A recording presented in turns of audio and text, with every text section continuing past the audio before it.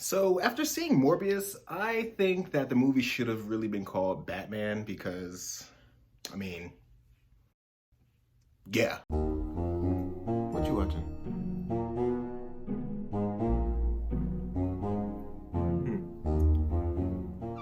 Hey guys, so I just seen the movie Morbius and it was... So Morbius is a movie about a doctor with a rare blood disease who spends his entire life looking for a cure. He finds said cure in the form of bats. Crazy, I know, but we'll get to that later. But he finds this cure in the form of bats, but of course it goes terribly wrong and he turns himself into this weird vampire monster who needs to drink blood to live.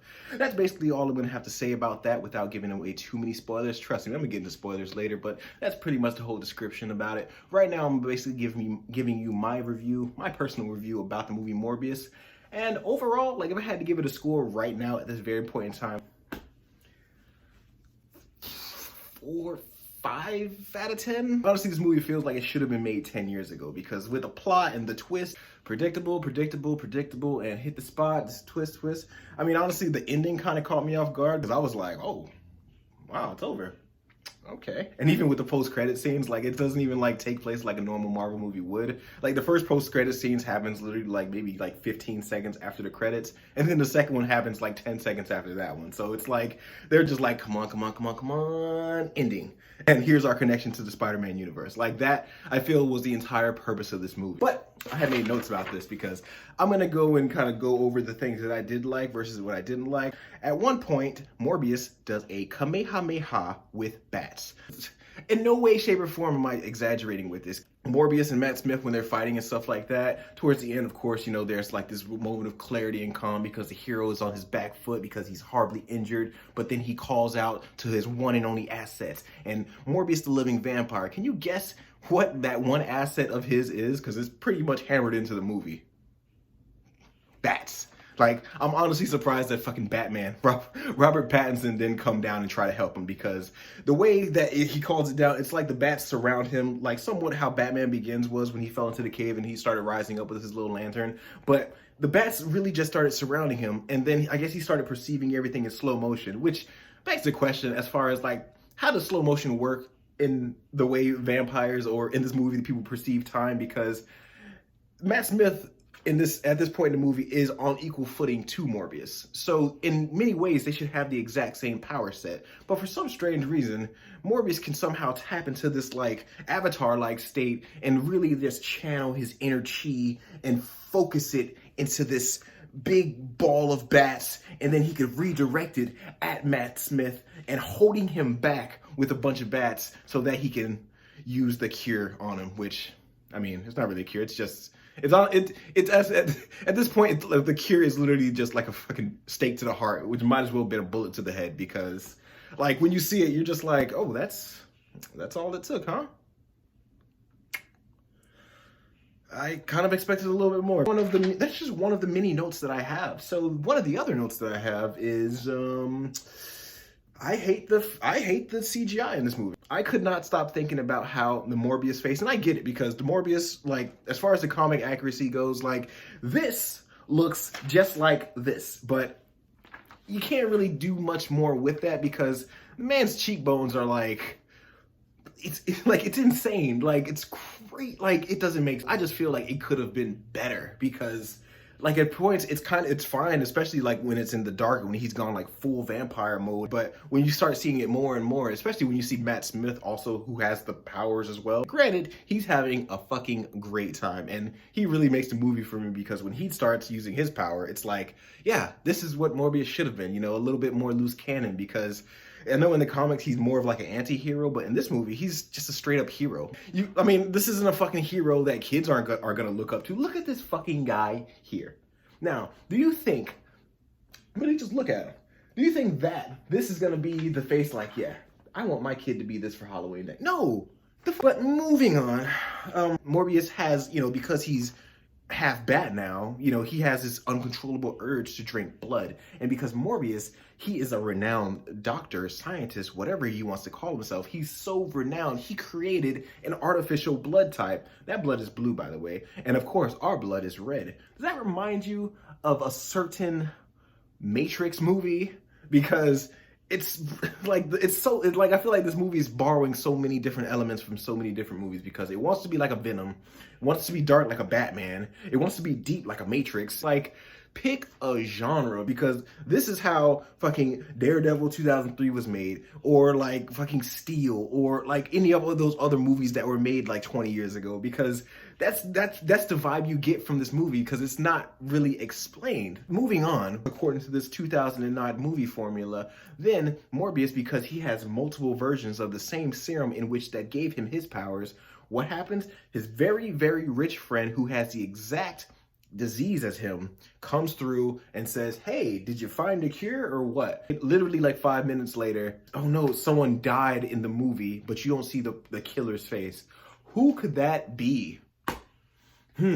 Literally like maybe 10 minutes later, you find out. But before those 10 minutes, of course, you know, then we're introduced to Tyrese's character, who's an FBI agent, and, you know, he has some questions for Mr. Morbius and blah, blah, blah. And the movie's just all over the place. Long story short, he goes to jail because, shocker, shocker, he fucking did it. Like, that's the reason why he's quote unquote trying to be framed, but he killed people. Like, the fuck, he belongs in jail. Once he gets in jail, which, by the way, it just makes a really weird jump, because he goes from being on top of a rooftop and he gets on top of a rooftop and gets blown away by a gust of wind, and it almost seems as if though he's flying like an empty chip bag, just flowing in the wind. After Tyrese gets him, he's already in the orange scrubs and stuff like that. And it's already been established in this movie that he is on a 6-hour time frame so that he can what's the word? Drink blood. Yeah. If you're in jail, they're not gonna fucking accommodate you with blood. Are you crazy? I know I'm kind of speeding through this, but the movie does the same thing, and I'm just making it quicker. So if you haven't seen the movie and you're watching this, I just saved you like $15, so. And obviously there are things that are missing, because in the trailers that we've seen with Morbius, there was a bunch of Spider-Man Easter eggs. Tyrese had this fucking awesome arm thing on his arm.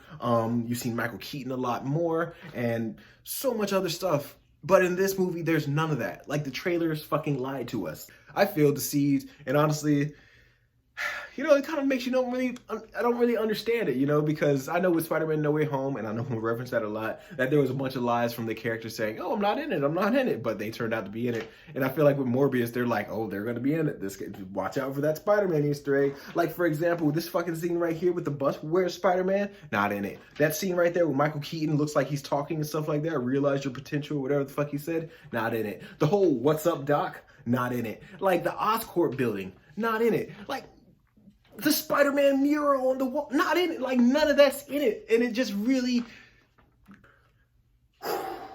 But, let me see what else I wrote. Trailer lied to us, obviously. Matrix vibes, I said that. The obvious twist ever, I said that as well.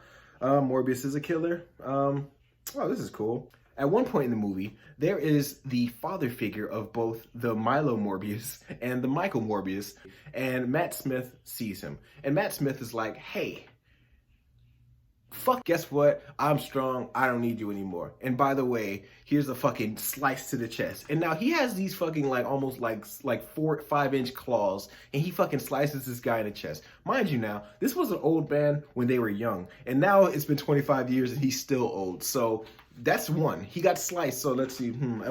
I'll be generous to say 3 fingers. 3 fingers across the chest. Not even across the chest. Lower abdomen. Old man, maybe in the 50s or 60s. Nope, 60s or 70s probably. And so you're thinking to yourself, oh man, this guy's gonna die like instantly. But then Matt Smith takes him by the neck and says some fucking very British line of, oh, I can do anything all I want. I can kill as many people as all I want. And then he smacks him so hard that a fucking shockwaves comes around his face. His body fucking careens into a wall, and then he falls to the ground, and you still see him move like,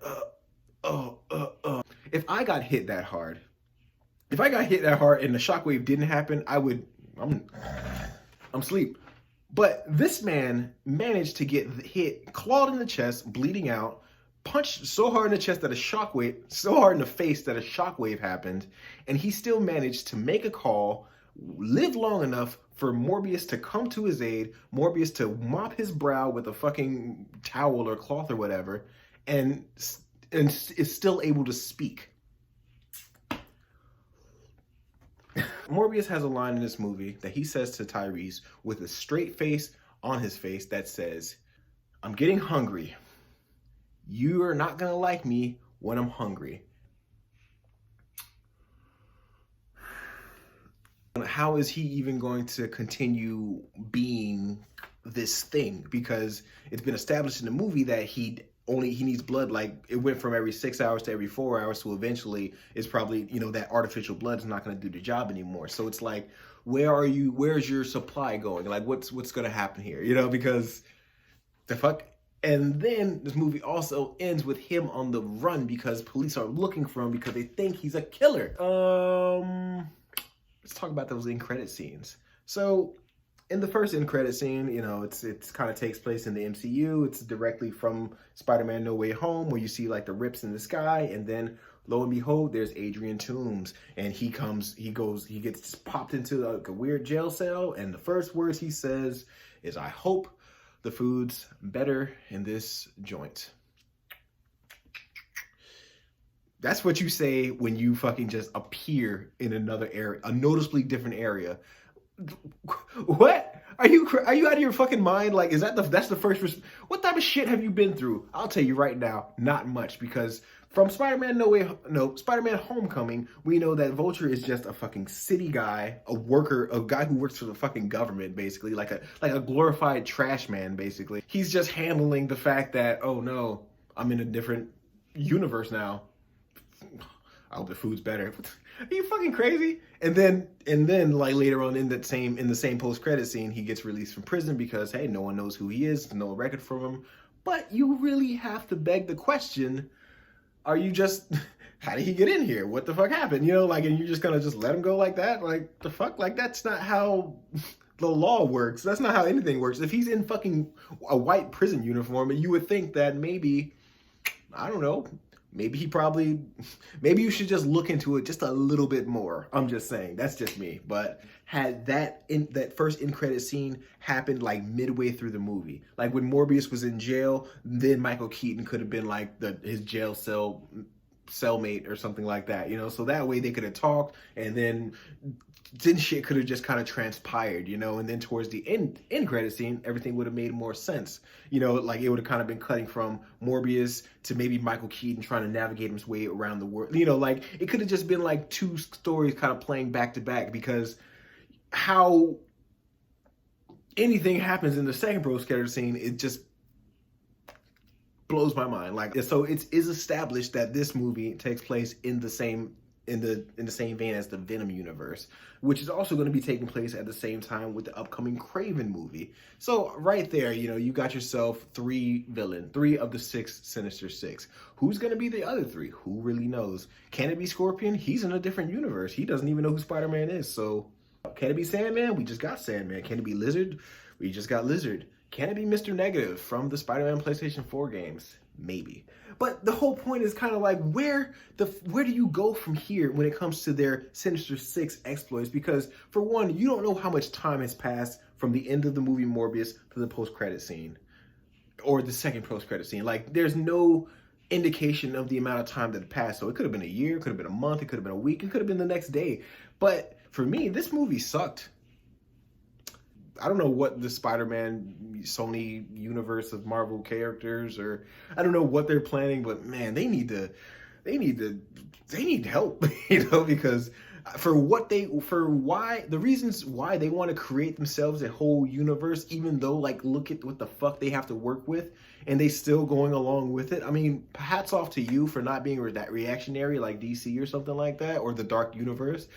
But this could be people's first experience or introduction to superheroes, and this could be the reason why people hate superhero movies. If you're gonna follow up Spider-Man No Way Home with this shit, like, gotta do better. Just saying. So that's been my review of Morbius. Was it good? It was okay. Was it great? No. It was a movie. Will I watch it again?